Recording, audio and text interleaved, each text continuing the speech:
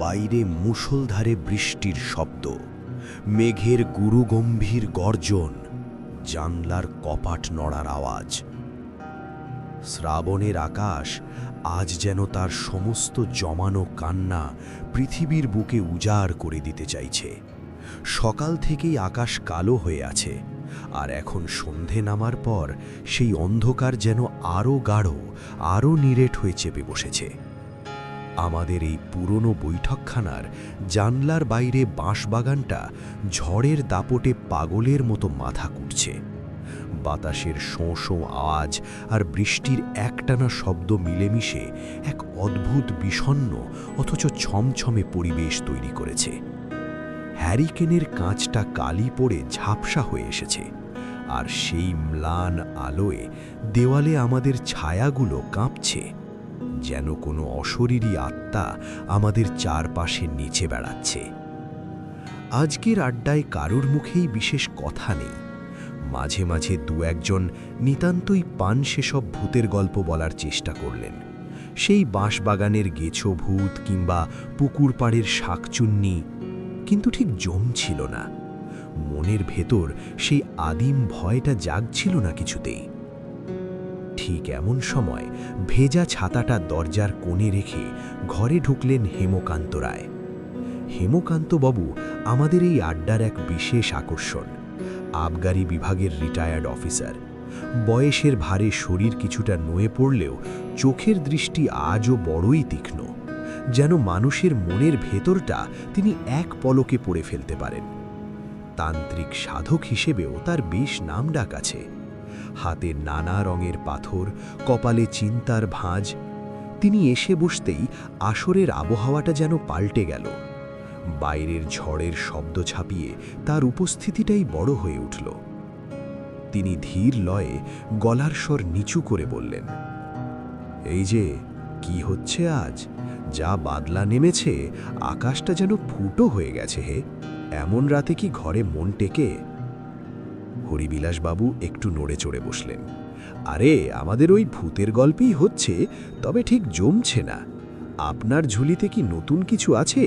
সেই যেবার আপনি তরাই অঞ্চলে ছিলেন সরকারি কাজে। হেমকান্তবাবু একটু হাসলেন। সে হাসিতে কৌতুক নেই, আছে এক গভীর বিষণ্ণতা। তিনি পকেট থেকে নস্যির ডিবেটা বের করে আলতো টোকা দিলেন, তারপর জানলার বাইরের ঘন অন্ধকারের দিকে তাকিয়ে বললেন, গল্প? আমি একটা গল্প বলতে পারি, তবে সেটা আদৌ ভূতের গল্প কিনা তা আমি আজও জানি না। সেটা কিসের গল্প তা আপনারাই শুনে বিচার করুন। তবে এ গল্প শুনলে আজকের এই ঝড়ের রাতকেও হয়তো আপনাদের তুচ্ছ মনে হবে। ঘটনাটা বহু বছর আগের। তখন আমার শরীরে জোর ছিল, মনের জোরও কম ছিল না। সরকারি হুকুমে আমাকে বদলি করা হলো জলপাইগুড়ির ওধারে ডুয়ার্সের এক গহীন অঞ্চলে। জায়গাটার নাম হলদিয়া। না, এ আমাদের মেদিনীপুরের শিল্প শহর হলদিয়া নয়। এ এক অন্য জগৎ। সভ্যতার আলো সেখানে টিমটিম করে জ্বলে। আমার পরিবার তখন কলকাতায়। ছেলেমেয়েরা স্কুলে পড়ে। নতুন জায়গা, কেমন পরিবেশ, থাকার ব্যবস্থা কি, কিছুই না জেনে তো আর পরিবার নিয়ে যাওয়া যায় না। তাই তাদের ওখানেই রেখে একাই রওনা দিলাম। ট্রেন যখন ছোট স্টেশনে নামিয়ে দিল, তখন বিকেল গড়িয়ে সন্ধ্যা নামছে। সেখান থেকে আরও অনেকটা পথ। গরুর গাড়ির চাকায় ক্যাচ ক্যাচ শব্দ তুলে আমরা যখন এগিয়ে চলেছি, তখন দুপাশে শুধু চা বাগানের অনন্ত বিস্তার। মাঝে মাঝে ঘন জঙ্গল। সেই জঙ্গলের মাথায় বিশাল সব গাছের ডালপালা যেন আকাশটাকে আড়াল করে রেখেছে। আর দূরে, বহু দূরে আবছা দেখা যাচ্ছে হিমালয়ের শিখরমালা। জায়গাটা বড় নির্জন, বড়ই বুনো। দিনের বেলাতেও সেখানে ঝিঁঝি পোকা ডাকে, আর রাত হলে তো কথাই নেই। মাইলের পর মাইল জনবসতি নেই, শুধু বন্য প্রকৃতির রাজত্ব। মাঝে মাঝে মনে হচ্ছিল আমি যেন এক ভুল পথে পা বাড়িয়েছি, যেখান থেকে ফেরার হয়তো কোনো পথ নেই। হলদিয়ায় পৌঁছে আমি যার কাছে উঠলাম, তিনি সেখানকার আবগারি বিভাগের সিনিয়র সাব ইন্সপেক্টর। নাম বনবিহারী গাঙ্গুলি। আমার নিজের কোয়ার্টার তখনও তৈরি হয়নি, তাই বনবিহারী বাবুই ভরসা। ভদ্রলোক মানুষ হিসেবে বেশ ভালো। নদিয়া জেলায় বাড়ি, ফর্সা, লম্বা, দোহারা চেহারা। কিন্তু প্রথম দেখাতেই একটা জিনিস খটকা লাগল। ভদ্রলোকের চোখে মুখে সবসময় একটা আতঙ্ক লেগে থাকত। তিনি যেন ছায়ার মতো কিছু একটাকে ভয় পাচ্ছেন। তার বাসাটা ছিল অদ্ভুত। উঁচু কাঠের খুঁটির উপর মাচা করে তৈরি বাংলো। নিচে ডুয়ার্সের স্যাঁতস্যাঁতে ভেজা মাটি, কাঠের সিঁড়ি বেয়ে উপরে উঠতে হয়। চারদিকে ঘন জঙ্গল, তার মাঝখানে এই কাঠের বাড়িটা যেন এক নিঃসঙ্গ দ্বীপের মতো দাঁড়িয়ে আছে। রাতে হুতুম প্যাঁচা ডাকে, আর বুনো হাতির দল মাঝে মাঝে উঠোন দিয়ে চলে যায়। দিন দুয়েক কাটল। তৃতীয় দিন সকালে বারান্দায় বসে চা খাচ্ছি। চারিদিক কুয়াশায় ঢাকা, রোদ ওঠার নাম নেই। বনবিহারীবাবু আমার পাশে এসে বসলেন। তার মুখটা কেমন যেন ফ্যাকাশে, চোখের নিচে কালির দাগ। এদিক ওদিক তাকিয়ে গলা নামিয়ে ফিসফিস করে বললেন, হেমকান্ত বাবু, আপনাকে একটা কথা বলি। বলুন, কোনো সমস্যা? আপনার এখন এখানে আসাটা খুব ভুল হয়েছে মশাই। কেন বনবিহারীবাবু? জায়গাটা তো বেশ সুন্দর, অসুবিধা কিসের? সৌন্দর্য দেখছেন? এই সৌন্দর্যই তো মরণ ফাঁদ। আপনি জানেন না এদেশের ব্যাপারে? এই বর্ষাকালটা এখানে জমদূতের মতো আসে। ভয়ানক ব্ল্যাক ওয়াটার ফিভার হচ্ছে চারিধারে। আপনি নতুন লোক, এদেশের জল হাওয়া আপনার সইবে না। দু একবার সাধারণ ম্যালেরিয়া বা জ্বর হলেই ওই ব্ল্যাক ওয়াটার দেখা দেবে, আর একবার ওটা ধরলে জীবন নিয়ে টানাটানি। সে কি, আপনারা তো দিব্যি আছেন, আপনাদের কিছু হয় না? আছি, একে কি থাকা বলে? ইচ্ছে করে নেই মশাই, আছি পেটের দায়। চাকরি ছেড়ে দিলে এই বুড়ো বয়সে যাব কোথায়? খাবো কি? আমার দুটি মেয়ে, পরপর দুটি মেয়ে এই সরকারি বাসায় আমার চোখের সামনে মারা গেছে ওই ব্ল্যাক ওয়াটার ফিভারে। রক্ত বমি করতে করতে ওরা চলে গেল। আমি বাবা হয়ে কিচ্ছু করতে পারলাম না, তবুও বদলি পেলাম না। কি করি বলুন তো? হেমকান্ত বাবু, খুব সাবধানে থাকবেন, জলটা অন্তত ফুটিয়ে খাবেন। সূর্যাস্তের পর মশারির বাইরে বেরোবেন না, এখানে বাতাসেও বিষ। তার কথা শুনে আমার বুকের ভেতরটা ছ্যাঁত করে উঠল। যে বারান্দায় বসে আমি চা খাচ্ছি, হয়তো এখানেই তার মেয়েরা শেষ নিঃশ্বাস ত্যাগ করেছে। বনবিহারী বাবুর সেই সতর্কবাণী তখন আমার কানে খুব একটা ঢোকেনি। ভেবেছিলাম দুর্বল চিত্তের মানুষ সন্তান হারিয়ে ভয় পাচ্ছেন, কিন্তু আমি জানতাম না সেই ভয় শীঘ্রই আমার ঘাড়ে নিঃশ্বাস ফেলবে। আমার সাথে ছিল আমার বিশ্বস্ত রান্নার ঠাকুর, নাম লক্ষ্মণ প্রসাদ। উড়িষ্যার লোক, সাহসী, কর্মঠ। সে বাজারহাট, রান্নাবান্না সব সামলে নিত। আমিও কাজকর্মে মন দিলাম। 10-12 মাইল দূরে দূরে গাঁজার দোকান, মদের দোকান তদারক করে বেড়াই। বর্ষার সবুজ অভিযান শুরু হয়েছে বনে বনে। কত রকমের নাম না জানা ফুল ফুটেছে। মাঝে মাঝে মেঘ সরে গেলে কাঞ্চনজঙ্ঘা চূড়াটা মিছরির পাহাড়ের মতো ঝকঝক করে ওঠে। প্রকৃতির এই রূপ দেখতে দেখতে মনের ভয়টা কখন যেন কেটে গিয়েছিল। মাস দুয়েক পরের কথা, সেবার তদারকিতে গেলাম বামনাপাড়া নর্থ বলে এক জায়গায়। চা বাগানের গা ঘেঁষে ছোট্ট একটা বাজার, একটা পাহাড়ি নদী, তার ওপর কাঠের সাঁকো।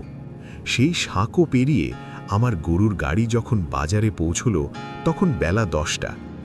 গাড়িতে বসে খাতা লিখছি, হঠাৎ শরীরটা কেমন যেন ম্যাজ করতে লাগলো। মাথার ভেতরটা দপদপ করছে, রোদের দিকে তাকাতে পারছি না। স্থানীয় এক মহাজন নবীন হালদার আমাকে দেখে এগিয়ে এলেন। নবীন হালদার, ব্যবসায়ী সুলভ ভারী গলায়, কি বাবু, শরীরটা কি জুৎসই ঠেকছে না? চোখ মুখ যে লাল হয়ে গেছে। হ্যাঁ, মাথাটা বড্ড ধরেছে, আর গাটা কেমন শীত শীত করছে। দাঁড়ান, একটু বিরতি। নবীন হালদার একটা ছোট্ট শিশি থেকে কয়েকটা সাদা বড়ি বের করে দিলেন। বললেন, খেয়ে নিন বাবু, এতেই সেরে যাবে। তবে সাবধান, এখানে কিন্তু জ্বরজারি খুব খারাপ, ব্ল্যাক ওয়াটার ফিভার খুব হয়। এ তো জমের দেশ, মানুষ মরে তা মন্দ মরে না। আমরা অনেকদিন আছি বলে সয়ে গেছে, নতুন রক্ত পেলেই এই মাটি শুষে নেয়। আপনারা একটু সাবধানে থাকবেন। সবাই দেখি একই কথা বলে। কাজ সেরে যখন ফিরছি, তখন তৃষ্ণায় আমার বুক ফেটে যাচ্ছে, মনে হচ্ছে গলার ভেতরটা শুকিয়ে কাঠ হয়ে গেছে। এক নেপালি দারোয়ানের কাছ থেকে চেয়ে এক ঘটি জল খেলাম। সেই জল পেটে পড়তেই শরীরটা যেন আরও গুলিয়ে উঠল। বাসায় যখন ফিরলাম তখন বিকেল, সূর্য পাটে বসেছে। আমার শরীরে তখন প্রবল কাঁপুনি দিয়ে জ্বর এসেছে। লেপ কম্বল গায়ে দিয়েও সেই কাঁপুনি থামানো যাচ্ছে না। বনবিহারীবাবু খবর পেয়ে ছুটে এলেন। ডাক্তার ডাকা হলো, শুরু হলো ওষুধ আর ইঞ্জেকশন। 3 দিন জমে মানুষের টানাটানি চলল। তারপর জ্বরটা ছাড়ল। ভাবলাম যাক, এই যাত্রায় রক্ষা পেলাম। কিন্তু ওটা যে ছিল বড় ঝড়ের আগের সাময়িক স্তব্ধতা, তা তখনও বুঝিনি। আসল খেলা শুরু হলো দিন 15 পর। প্রথমবার জ্বর থেকে সেরে ওঠার পর দিন 15 বেশ ভালোই কাটল। সবাই বলল ঠান্ডা লেগে অমনটা হয়েছিল, ও কিছু না। আমিও মনকে সেইভাবেই বোঝালাম। আবার বেশ কাজকর্ম শুরু করলাম। শরীরের কোনো কষ্ট নেই। মনে হলো সেই বুনো দেশের অভিশাপ হয়তো আমাকে স্পর্শ করতে পারেনি। কিন্তু নিয়তি আড়ালে দাঁড়িয়ে হাসছিল। সেদিন দুপুরে আমি হলদিয়া পুলিশ থানায় বসে দারোগার সঙ্গে গল্প করছি। বাইরে রোদ ঝলমল করছে। হঠাৎ ঠিক সেই আগের মতো বিনা মেঘে বজ্রপাতের মতো শরীরটা কেঁপে উঠল। চোখের সামনে সবকিছু ঝাপসা হয়ে এলো। দারোগাবাবু ব্যস্ত হয়ে তার লোক দিয়ে আমাকে বাসায় পাঠিয়ে দিলেন। বাসায় ফিরে আমার আড়দালি লক্ষ্মণ প্রসাদকে বললাম, লক্ষ্মণ, একটু জল দে, শরীরটা ভালো লাগছে না। জল খেয়ে শুয়ে পড়লাম। 3 দিন ভীষণ জ্বরের ঘোরে কাটল। বনবিহারীবাবু দুবেলাই আসতেন, কিভাবে আমার সাগু বার্লি তৈরি করতে হবে লক্ষ্মণকে শিখিয়ে দিয়ে যেতেন। 3 দিন পরে জ্বর কমে গেল। ক্রমে বেশ সেরে উঠলাম। কিন্তু এবার একটা জিনিস লক্ষ্য করলাম, এখানকার জ্বর ভেলকিবাজির মতো আসে, আবার ভেলকিবাজির মতো চলে যায়। প্রথম জ্বর এলে আমার যেরকম ভয় হতো, এখন গা সওয়া হয়ে গেছে বলে সে ভয় আর নেই। ভাবলাম এটাও হয়তো সাধারণ ম্যালেরিয়া। দিন কয়েক পর চা বাগানের একটা আবগারি কেস দেখতে গিয়েছি। ফেরার পথে আবার সেই কাঁপুনি। এবার আর সহজে নিষ্কৃতি পেলাম না। বাসায় ফেরার পর শুরু হলো ব্ল্যাক ওয়াটার ফিভারের সেই করাল রূপ। দিন 2 পরে উৎকট সব লক্ষণ ফুটে বেরোলো। প্রস্রাবের সাথে রক্ত পড়তে শুরু করলো। শরীর থেকে যেন সমস্ত শক্তি কেউ শুষে নিচ্ছে। বিছানা থেকে মাথা তোলার ক্ষমতাটুকু আর রইল না। আয়নার দিকে তাকিয়ে নিজেকে চিনতে পারলাম না। চক্ষু কোটরগত, মুখ ফ্যাকাশে। বুঝলাম বনবিহারীবাবু মিথ্যে বলেননি। এদেশ আমাকে সহজে ছাড়বে না। অতিরিক্ত রক্তপাতে আমি তখন মৃতপ্রায়। একদিন সকালবেলা আমার শিয়রের কাছে বনবিহারীবাবু আর দারোগাবাবু এসে দাঁড়ালেন। আমি লক্ষ্মণকে ইশারা করলাম, লক্ষ্মণ, বাবুদের জন্য চা করে দে। কিন্তু অবাক কাণ্ড, তারা চা খেলেন না, কেউ জলের গ্লাসটাও ছোলেন না। তাদের চোখে মুখে এক অদ্ভুত আতঙ্ক। পরে বুঝেছিলাম তারা ব্ল্যাক ওয়াটারকে ছোঁয়াচে রোগ ভেবেছিলেন। আমার নিঃশ্বাসকেও তারা তখন ভয় পাচ্ছেন। সেদিন বিকেলে স্থানীয় ডাক্তারবাবু এলেন। তিনি আমার নাড়ি টিপলেন, চোখের পাতা উল্টে দেখলেন। তারপর কোনো কথা না বলে গম্ভীর মুখে বারান্দায় বেরিয়ে গেলেন। বনবিহারীবাবুও পিছু পিছু গেলেন। আমি কান পেতে রইলাম। জানলার ফাঁক দিয়ে ফিসফিসানি কথা ভেসে এলো, বনবিহারীবাবু, আর মিথ্যে আশা দিয়ে লাভ নেই। পেশেন্ট কোল্যাপস করেছে। বড়জোর আজ রাতটুকু আপনারা ব্যবস্থা করুন। সে কি ডাক্তারবাবু? কোনো ওষুধ, ইঞ্জেকশন?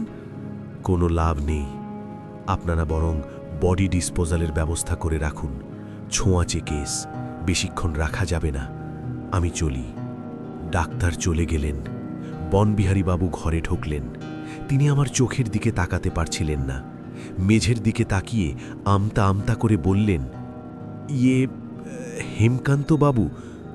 ডাক্তারবাবু বলে গেলেন, আমি শুনেছি বনবিহারীবাবু, আমার সময় শেষ, তাই তো? না না, তেমন কিছু নয়। তবে ডাক্তারবাবু বললেন, আপনার কন্ডিশন খুব খারাপ, এখানে তো চিকিৎসা হচ্ছে না, তাই আমরা ভাবছি আপনাকে স্টেশনে পাঠিয়ে দেব। ওখান থেকে জলপাইগুড়ি সদর হাসপাতালে। স্ট্রেচার আনতে পাঠিয়েছি চা বাগানে, কুলি এলেই আপনাকে নিয়ে যাবে।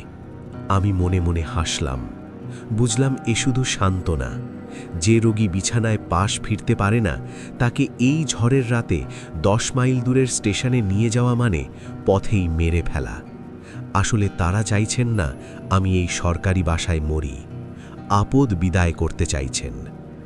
দুপুর গড়িয়ে বিকেল হলো, আকাশ কালো করে মেঘ জমল। দেখতে দেখতে শুরু হলো প্রলয়ঙ্করী ঝড়। চা বাগান থেকে স্ট্রেচার এলো না, কুলিরা এলো না। আমি তখন জ্বরের ঘোরে অর্ধচেতন। মনে হলো ঘরের মধ্যে লোকজন নড়াচড়া করছে। লক্ষ্মণ আমার কাপড় চোপড় গোছাতে শুরু করলো।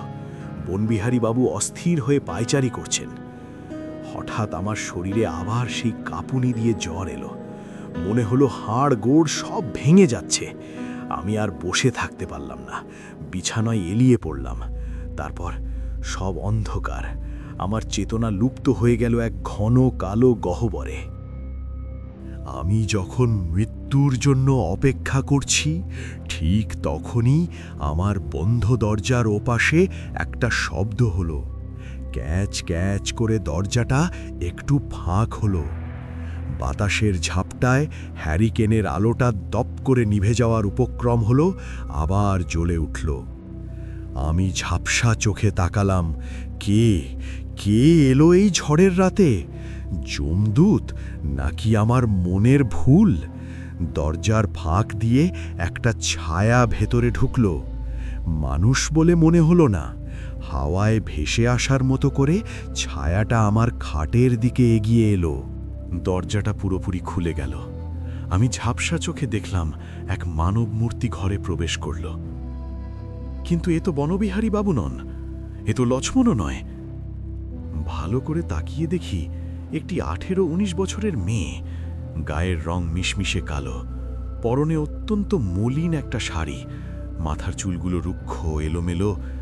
মেয়েটির শরীর কঙ্কালসার, দেখলেই মনে হয় কোনো এক গভীর কষ্টে সে জর্জরিত।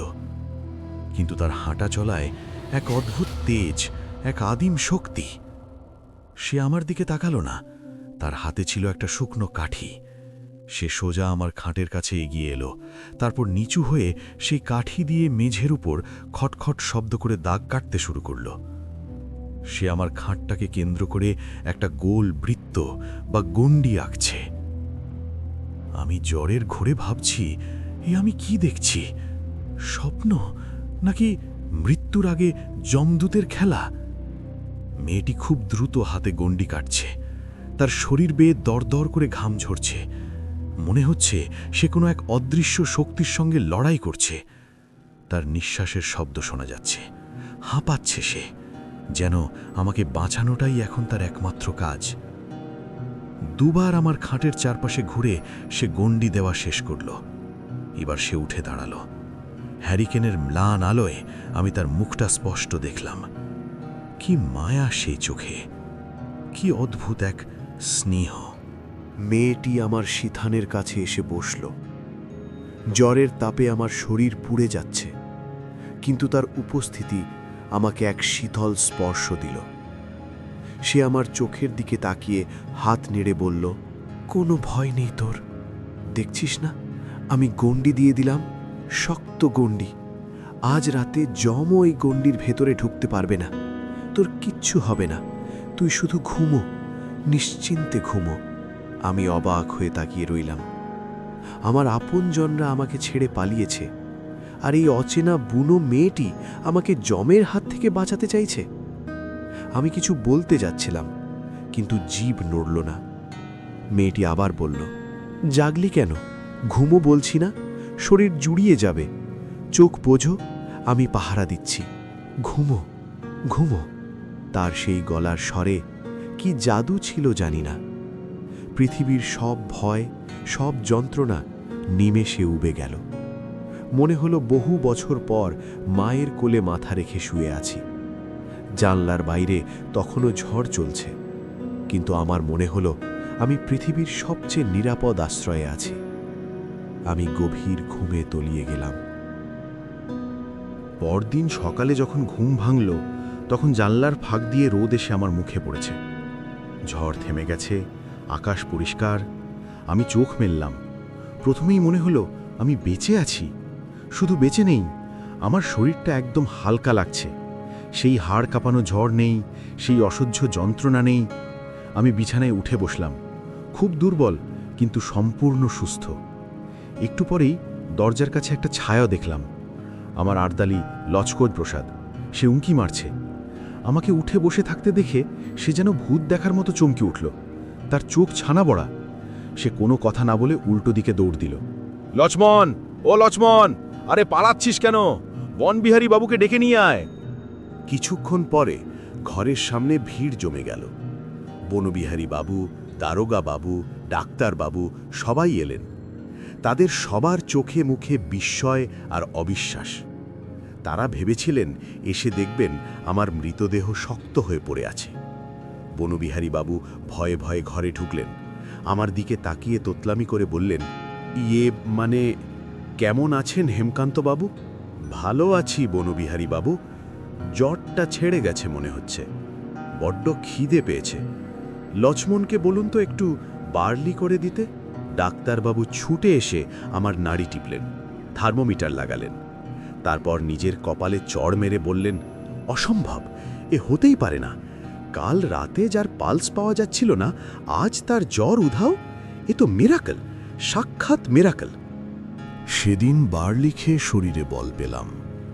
2-3 দিনের মধ্যে আমি সম্পূর্ণ সুস্থ হয়ে উঠলাম। কিন্তু সুস্থ হওয়ার পর আমি যা জানলাম তা জ্বরের চেয়েও বেশি যন্ত্রণাদায়ক। লক্ষ্মণের কাছে শুনলাম সেই কাল রাতে ডাক্তার জবাব দেওয়ার পর ছোঁয়াচে রোগের ভয়ে বনবিহারী বাবু আর বাড়ির সবাই আমাকে ওই নির্জন বাংলোয় একা ফেলে পালিয়ে গিয়েছিলেন। তারা পাশের গ্রামের ডাকবাংলোয় রাত কাটিয়েছিলেন। শুধু তাই নয়, আমার মৃত্যু নিশ্চিত জেনে সকালেই সংস্কারের জন্য কাঠ জোগাড় করা হয়েছিল। এমনকি দারোগাবাবু আমার বাড়িতে টেলিগ্রাম পাঠানোর জন্য ড্রাফট লিখে পকেটে নিয়ে ঘুরছিলেন। ভাবুন একবার, যাদের আমি বন্ধু ভেবেছিলাম, সহকর্মী ভেবেছিলাম, তারা আমাকে মৃত্যুর মুখে ফেলে নিজেদের প্রাণ বাঁচাতে পালিয়েছিল। আর সেই ঝড়ের রাতে যখন আমি সম্পূর্ণ একা, তখন এক অচেনা অজানা কালো মেয়ে এসে আমাকে বাঁচালো। সেদিন সকালে উঠে আমি মেঝের দিকে তাকিয়েছিলাম। জানেন, খাটের চারপাশে ধুলোর ওপর আবছা একটা দাগ কাটা ছিল, যেন কেউ আঙুল দিয়ে বৃত্ত এঁকেছে। অদ্ভুত, সত্যি অদ্ভুত। কিন্তু হেমকান্তদা, মেয়েটি কে ছিল? সে কি ওই তল্লাটের কেউ? আমি অনেক খোঁজ নিয়েছিলাম রমেশ। আশেপাশের চা বাগানে, কুলি লাইনে কোথাও ওই চেহারার কোনো মেয়ে নেই। কেউ তাকে চেনে না। তবে সে কে? সে কি কোনো অতৃপ্ত আত্মা, যে হয়তো ওই ঘরেই বিনা চিকিৎসায় মারা গিয়েছিল? তাই সে চায়নি আমারও একই পরিণতি হোক। নাকি সে বনের কোনো দেবী? নাকি স্বয়ং মা কালী আমার শিয়রে এসে দাঁড়িয়েছিলেন? এই প্রশ্নের উত্তর আমি আজও পাইনি। শুধু এটুকু জানি, মানুষ আমাকে ত্যাগ করেছিল, কিন্তু এক অশরীরী ছায়া আমাকে নতুন জীবন দিয়েছিল। যাজ্ঞে, রাত অনেক হলো, বৃষ্টিটাও ধরে এসেছে। এবার ওঠা যাক, চলো সব। আপনারা শুনছিলেন আজকের গল্প কাল রাত্রির ছায়া। কেমন লাগলো আজকের এই অলৌকিক অভিজ্ঞতার কথা? হেমকান্ত বাবুর জীবনে ঘটে যাওয়া এই ঘটনা কি শুধুই মনের ভুল, নাকি এর পেছনে লুকিয়ে আছে অন্য কোনো রহস্য? আপনার মতামত নিচে কমেন্ট করে অবশ্যই জানান। যদি গল্পটি আপনাদের গায়ে কাঁটা দিয়ে থাকে তবে ভিডিওটিতে একটি লাইক দিতে ভুলবেন না, আর আপনার বন্ধুদের সাথে শেয়ার করে তাদেরও ভয় পাওয়ার সুযোগ করে দিন। আর হ্যাঁ, এমনই সব হাড় হিম করা ভয়ের গল্প, সত্য ঘটনা এবং রহস্য রোমাঞ্চ নিয়মিত শুনতে আমাদের চ্যানেলটি এখনই সাবস্ক্রাইব করুন এবং পাশে থাকা বেল আইকনটি বাজিয়ে দিন। দেখা হবে খুব শিগগিরই নতুন কোনো অন্ধকারের গল্প নিয়ে। ততক্ষণ পর্যন্ত ভালো থাকুন আর সাবধানে থাকুন।